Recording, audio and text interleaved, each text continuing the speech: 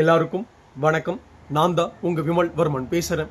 பாமக தலைவர் அன்புமணி அவர்களால பாமகவுடைய நிறுவனர் ராமதாஸ் அவர்களுக்கு மிகப்பெரிய ஒரு ஆபத்து இருக்கு அப்படின்னும், வருங்காலத்துல அன்புமணி அவர்களுடைய தரப்புல இருந்து மிகப்பெரிய த்ரெட்னிங்காக கொலை முயற்சி கூட நடக்கலாம் அப்படின்ற ஒரு மிகப்பெரிய ஒரு பொய் செய்தியை தொடர்ச்சியாக தைலாபுரத்துடைய செய்தி தொடர்பாளராகவும் சேலத்துடைய மேற்கு எம்எல்ஏவா இருக்கிற சேலம் அருள் ராமதாஸ் அவர்கள் தொடர்ச்சியா பல சேனல்களையும் பல செய்தி ஊடகங்களையும் சொல்லிட்டு இருக்கிறாரு. இதையெல்லாம் தாண்டி அவர் நேரடியாக காவல்துறைக்கு போய் ஜட் பிளஸ் பாதுகாப்பு ஐயா அவர்களுக்கு கொடுத்தே தீரணும்.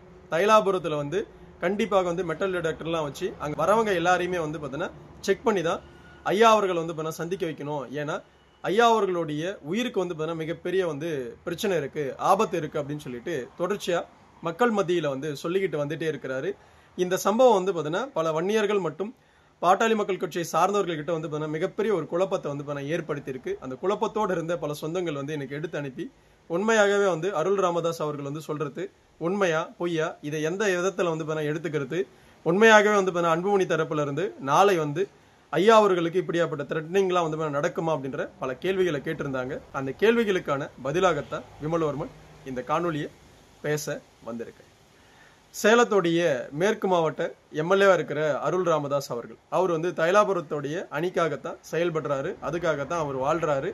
அதை பற்றி நம்ம முன்னாடியே பேசியிருக்கோம். அவர் தைலாபுரத்துடைய கட்சியோடைய விஷயத்துல துணை பொதுச் செயலாளராகவும் செய்தி தொடர்பாளராகவும் ரீசெண்டா அவர் சொல்லப்பட்டிருக்கிறார். அவர் பாட்டாளி மக்கள் கட்சியை சார்ந்தவர்களுக்கான செய்தி தொடர்பாளர் கிடையாது. அவர் தைலாபுரத்தை சார்ந்த ஒரு கூட்டத்துக்கான ஒரு பார்க்கப்படுது. அப்படி இருக்கும் ஒரு சூழல்ல கடந்த ஒரு 10 நாட்களாக பல ஊடகங்கள்ல இதை சொல்லிக்கிட்டே இருக்கிறாரு. காவல்துறை கிட்ட போய் ஜட் பிளஸ் பாதுகாப்பு ஐயா அவர்களுக்கு வேண்டும் அப்படின்னு கேட்டுக்கிட்டே இருக்கிறாரு. இதோடைய பிம்பம் என்ன அப்படின்னு பல வன்னியர்களுக்கு புரியாம இருக்கலாம். நான் சொல்றேன் பாருங்க என்ன பிரச்சனை அப்படின்னா, கடந்த 10 நாட்களுக்கு முன்னாடி அன்புமணி அவர்களுடைய தரப்புல இருந்து சொல்லிட்டாங்க, அன்புமணி அவர்கள் தான் பாமகவுடைய தலைவர் 2026 வரைக்கும் அப்படின்னு உறுதியாக தேர்தல் ஆணையம் சொல்லிடுச்சு. புரியுதுங்களா? அதனால தான் தேர்தல் ஆணையத்தை நோக்கி இவர்கள் போனாங்க. போய் சில முயற்சிகளை எடுத்தாங்க. எடுத்த பின்பு அந்த முயற்சி பலன் அளிக்கல. ஸோ அடுத்த பிம்பமாக இவர்கள் அன்புமணி அவர்கள் மீது இவ்வளவு பெரிய அபாண்டமான ஒரு பெரும் குற்றச்சாட்டை வைக்கிறாங்க. என்ன அப்படின்னா, நாளை அன்புமணி அவர்களால் ஐயா அவர்களுக்கு மிகப்பெரிய ஆபத்து இருக்கு, ஏன் கொலை கூட பண்ணலான்ற மாதிரி சொல்லிட்டு இருக்கிறாங்க. ஏன் அதை சொல்றாங்க அப்படின்னா, தொடர்ச்சியாக இவங்களால சர்வை பண்ண முடியல. வன்னியர் மக்கள் பெரும்பகுதியாக தைலாபுரத்தை சார்ந்தவர்கள் ஆதரிக்கல.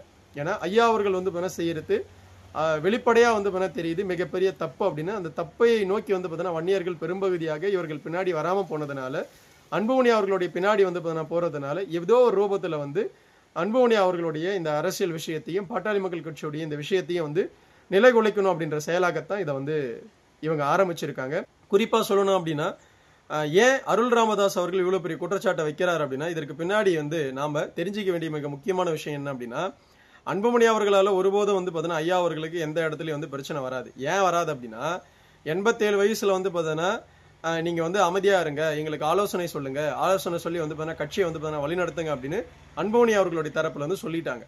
புரியுதுங்களா? அதை இவர் ஏத்துக்காம தான் 87 வயசுல நீச்சல் குளத்துல நீச்சல் அடிச்சதும், எனக்கு இளமை ஊஞ்சல் ஆடுது அப்படின்னு சொல்லிட்டு இருக்கிறதும், ஏகப்பட்ட வேலைகள் செஞ்சுட்டு இருக்கிறதும் எல்லா வன்னியர்களுக்கும் தெரியும், பாட்டாளி மக்கள் கட்சியை சார்ந்தவர்களுக்கும் தெரியும். இதையெல்லாம் குரங்கு வித்தை எல்லாம் செய்யறது யாரு அப்படின்னா, தைலாபுரத்தை சார்ந்த ஆட்கள் தான். புரியுதுங்களா?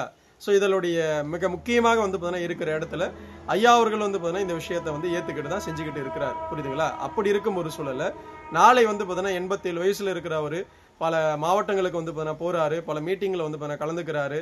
இப்படி ஏகப்பட்ட விஷயங்கள் நடந்துட்டு இருக்கும்போது நாளை ஏதாவது ஒரு ஹெல்த் இஷ்யூ வந்துருச்சு அப்படின்னா 87 வயசுக்கு பிறகு, புரியுதுங்களா, திடீர்னு அன்னைக்கு தைலாபுர கோஷ்டி மேல யாரும் எந்த சந்தேகமும் பற்றக்கூடாது. புரியுதுங்களா? அதனால தான் நாங்கள் அன்றே சொன்னோம், அன்றே அன்புமணி அவர்கள் விட்டு கொடுத்திருந்தால் ஐயா அவர்களுக்கு இப்படி ஒரு பிரச்சனை ஏற்பட்டிருக்காது அப்படின்னு சொல்லிட்டு மொத்த விஷயத்தையும் தூக்கிட்டு போய் அன்புமணி அவர்கள் மேல போட்டுட்டு இவர்கள் எல்லாம் எஸ் ஆயிடுவாங்க. அதற்காகத்தான் இன்றிலிருந்தே அருள் ராமதாஸ் அவர்கள் இப்படியாப்பட்ட ஒரு பெரும் குற்றச்சாட்டை அன்புமணி அவர்கள் தரப்பின் மீது வச்சிட்டு இருக்கிறார். புரியுதுங்களா? ஏன்னா 87 வயசு ஆயிடுச்சு, அவருக்கு ஒண்ணு இளமை ஊஞ்சல் ஆடலை. இவங்க சொல்லிட்டு இருக்கிற மாதிரிலாம் இளமையெல்லாம் ஊஞ்சல் ஆடலை. அவரையே ஒருத்தர் கைத்தாங்கள பிடிச்சு கூட்டிட்டு போற சூழல்ல தான் ஐயா அவர்கள் இருக்கிறாங்க. புரியுதுங்களா? அப்படி இருக்கும் ஒரு சூழல்ல அவரை வந்து பார்த்தீங்கன்னா இந்த மாவட்டத்துக்கு அந்த மாவட்டத்துக்கு கட்சியோட இது அதுன்னு சொல்லிட்டு ஏகப்பட்ட வேலையை வந்து பார்த்தீங்கன்னா செஞ்சு வந்து பார்த்தீங்கன்னா அவருடைய ஹெல்த்தை வந்து பார்த்தீங்கன்னா பாதிப்படை செஞ்சு நாளைக்கு அவருக்கு ஏதாவது வந்து பார்த்தீங்கன்னா உயிர் சேதம் ஏற்பட்டுருச்சு அப்படின்னா அது முழுக்க முழுக்க வந்து பார்த்தீங்கன்னா அன்புமணி அவர்களுடைய தலையில கட்டிட்டு இவர்கள் எல்லாம் வந்து பார்த்தீங்கன்னா ஓடிடுவாங்க. இதை வந்து பார்த்தீங்கன்னா வன்னியர் மத்தியில் வந்து பார்த்தீங்கன்னா தொடர்ச்சியாக இந்த பொய்களை வந்து பார்த்தீங்கன்னா சொல்லிக்கிட்டே இருப்பாங்க. புரியுதுங்களா? ஸோ அப்போ பெரும்பகுதியாக இருக்கிற வன்னியர்கள் என்ன நினைப்பாங்க, பெற்ற தகப்பனுக்காக வந்து பார்த்தீங்கன்னா விட்டு கொடுத்துருக்கலாம், என்ன போய் இறுதி காலத்தில் வந்து பார்த்தீங்கன்னா ஏன் விட்டு கொடுக்காம இருக்கிறாங்க அப்படின்ற ஒரு சின்ன கரிசனம் வந்து பார்த்தீங்கன்னா வன்னியர்களுக்கு வந்துருச்சு அப்படின்னா அந்த கரிசனத்தை பயன்படுத்தி வந்து பார்த்தீங்கன்னா அன்புமணி அவர்களுடைய அரசியல் வாழ்வையும் பாட்டாளி மக்கள் கட்சியுடைய வருங்கால விஷயத்தையும் மொத்தமாக வந்து பார்த்தீங்கன்னா சீர்குலைச்சிட்டு திமுகவோட வந்து பார்த்தீங்கன்னா போய் கூட்டு சேர்ந்துக்கலான்ற எண்ணத்துல தான் அருள் ராமதாஸ் அவர்களும் ஜி கே மணி அவர்களும் மற்றும் வந்து தைலாபுரத்தை சார்ந்தவர்களும் மொத்த பேரும் இருக்கிறாங்க. புரியுதுங்களா? இந்த புரிதலை வந்து பார்த்தீங்கன்னா முதல்ல ஒட்டுமொத்த வன்னியர்களும் வந்து பார்த்தீங்கன்னா விளங்கிக்கணும். புரியுதுங்களா? ஏன்னா தொடர்ச்சியாக வந்து பார்த்தீங்கன்னா பல மாவட்டங்களுக்கு பொதுக்குழு அப்படின்னு சொல்லிட்டு ஐயா அவர்களை கூட்டிட்டு போறது அன்புமணி அவர்களுடைய தரப்பு கிடையாது. புரியுதுங்களா? ஐயா தரப்புக்காக நிக்கிறோம் அப்படின்றவங்க தான் இந்த வேலையெல்லாம் பார்த்துட்டு இருக்கீங்க. புரியுதுங்களா? ஸோ அப்போ நாளை அவருக்கு ஹெல்த் இஷ்யூ ஏதாவது வந்துச்சு அப்படின்னா முழுக்க முழுக்க காரணம் யார் அப்படின்னா காந்திமதி அவர்களும் அருள் ராமதாஸ் அவர்களும் ஜி கே மணி அவர்களும் மற்றும் வந்து பார்த்தீங்கன்னா கூட இருக்கிற பல தைலாபுரத்தை சார்ந்த அணியைக்கு தான் வந்து பார்த்தீங்கன்னா இதற்கான முழு வந்து பார்த்தீங்கன்னா விஷயமும் அடங்கும். புரியுதுங்களா? ஸோ அதனால ஒட்டுமொத்த வன்னியர்களும் தெளிவாக இருந்துக்குங்க. புரியுதுங்களா? நாளை நடக்க போறதை இன்னைக்கே வந்து பார்த்தீங்கன்னா பிளான் பண்ணிட்டாங்க. நாளை வந்து பார்த்தீங்கன்னா ஐயா அவர்களுக்கு ஏதாவது ஒரு உயிர் சேதம் ஏற்பட்டுச்சு அப்படின்னா இல்லை ஹெல்த் இஷ்யூ ஏதாவது ஏற்பட்டுச்சுன்னா அன்புமணி அவர்களுடைய தலையில கட்டுறதுக்காக தான் இந்த வேலையை தொடர்ச்சியாக வந்து சொல்லிக்கிட்டே இருக்கிறாங்க. ஐயோ இது ஒரு மிகப்பெரிய வந்து பார்த்தீங்கன்னா கொலை பாதக செயல், இதெல்லாம் வந்து பண்ணலாமா அதெல்லாம் பண்ணலாமா அப்படின்னு வந்து பார்த்தீங்கன்னா சொல்லிட்டு இருக்கிறாங்க. 87 வயசுல இவருக்கு என்ன வந்து பார்த்தீங்கன்னா தலைவர் பதவி? 87 வயசுல வந்து பார்த்தீங்கன்னா என்ன வந்து பார்த்தீங்கன்னா தலைவர் பதவி வேண்டி கிடக்குது? என்ன வேண்டி கிடக்குது? ஆண்டு அனுபவிச்சு வந்து பார்த்தீங்கன்னா எல்லாத்தையும் தான் பார்த்துட்டீங்க. எந்த வாழ்க்கையை நீங்க பார்க்கல ஐயா அவர்கள்? நான் நேரடியாக தான் கேட்குறேன். என்ன வாழ்க்கையை நீங்க பார்க்கல? எல்லா வாழ்க்கையும் பார்த்துட்டீங்க. இதுக்கு மேலே வந்து பார்த்தீங்கன்னா தலைவராக இருப்பேன், நான் தான் வந்து பார்த்தீங்கன்னா கையெழுத்து போடுவேன், நான் தான் எல்லாம் பண்ணுவேன், எனக்குத்தான் அதிகாரம் இருக்குது, நான் தான் சுயம்போவா வந்து பார்த்தீங்கன்னா வந்தேன். நீங்க சுயம்போவா வந்தீங்களா? சுயம்போவா வந்து பார்த்தீங்கன்னா நீங்களாம் வரல. நீங்க ஒவ்வொருத்தரையும் வந்து பார்த்தீங்கன்னா வன்னியர் சமூகத்தை சார்ந்தவர்கள் தான் வந்து பார்த்தீங்கன்னா வளர்த்தெடுத்தாங்க. புரியுதுங்களா? ஐயா அவர்களை வளர்த்தெடுத்தது இந்த சமூகம் தான். 21 உயிர்கள் மட்டும் வந்து பார்த்தீங்கன்னா இன்னைக்கு நம்பி வந்து பார்த்தீங்கன்னா உயிரை கொடுக்கல அப்படின்னா ராமதாஸ் அப்படின்னு சொல்லப்படுகின்ற ஒருவர் வந்து பார்த்தீங்கன்னா இந்த மண்ணில் பெரும்பகுதியாக பல மக்களுக்கு தெரியாமலே வந்து பார்த்தீங்கன்னா போயிருக்கும். புரியுதுங்களா? இவ்வளவு விஷயத்தை வந்து பார்த்தீங்கன்னா சமூகம் வந்து பார்த்தீங்கன்னா உங்களுக்காக கொடுத்துருக்கு, உங்களுடைய உணர்வுகளுக்காக கொடுத்துருக்கு, உங்களுடைய வாழ்க்கைக்காக வந்து பார்த்தீங்கன்னா சமூகம் வந்து பார்த்தீங்கன்னா கொடுத்துருக்கு. இவ்வளவு கொடுத்து வந்து பார்த்தீங்கன்னா 87 வயசுல உட்காந்துக்கிட்டு நான் தான் எல்லாமே, நான் தான் பண்ணுவேன், நான் தான் செய்வேன், நான் தான் இது பண்ணுவேன் அப்படின்றதெல்லாம் மிகப்பெரிய வந்து பார்த்தீங்கன்னா இருமாப்பு. அந்த அதிகார தோணியெல்லாம் வந்து பார்த்தீங்கன்னா இனிமேல் வன்னியர் சமூகத்துக்கிட்ட ஆகாது. புரியுதுங்களா? வன்னியர் சமூகம் வந்து பார்த்தீங்கன்னா எப்படி 40 ஆண்டுகளுக்கு முன்னாடி வந்து பார்த்தீங்கன்னா அன்னைக்கு இருந்த முன்னணி தலைவர்கள் எல்லாம் வந்து பார்த்தீங்கன்னா கையை விட்டுட்டு உங்களுடைய கைகளை வந்து பார்த்தீங்கன்னா பிடிக்கும் போது உங்களுக்கு எவ்வளவு சந்தோஷம் வந்து பார்த்தீங்கன்னா அடைஞ்சதோ. புரியுதுங்களா?